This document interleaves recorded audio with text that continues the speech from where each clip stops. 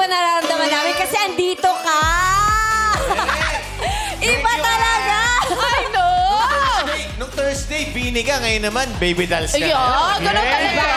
Iba talaga ang isang Ann Curtis. At eto pa, ang nagbigay goosebumps dahil sa kanilang scarific performance. Malambimo, palakpakan natin, Baby Doll!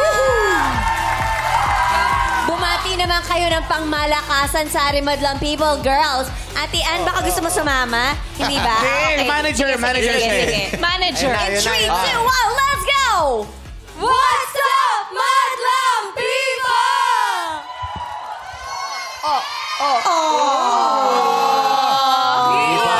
Showtime, Baby Doll!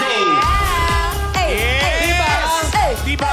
Yung kanilang greeting, talagang may kababalaghan. Diba? Anong klase? Matanong ko lang, baby dolls. Nakakatawa ba yun? Hindi, kababalaghan eh. Kababalaghan. Oo, nakakatakot. Yes. Anong question mo kayo? Yung ang question ko, meron ba kayong kwentong kababalaghan na hindi nyo malimutan? Yan. Ito po. Ang tatanong ko lang kung meron. Ayun Meron lang. po. Okay, thank you. Hindi, kwento mo. Sorry. Meron po. Ito po yung first house namin. Nagsama-sama po kami, mga trainees pa kami noon, until nag-launch kami pwede ba sabihin yung house? Basta dun po sa first house.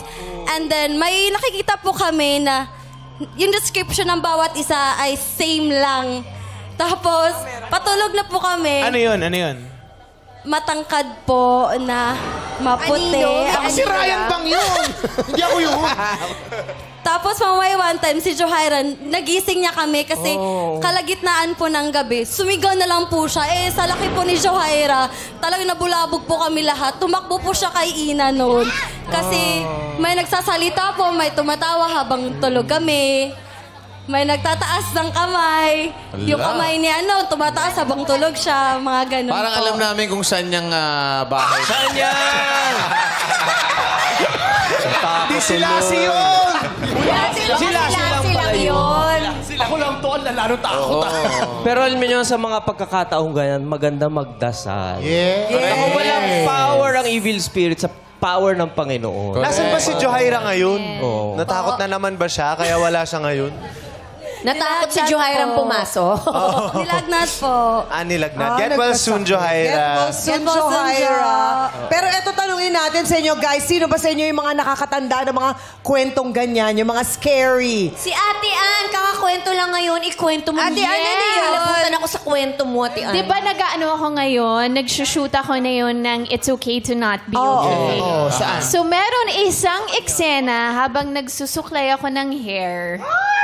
Nakaharap ako sa salamin. Nag-cut. Sinong dumaan? Sabi, nung direktor. Walang dumaan.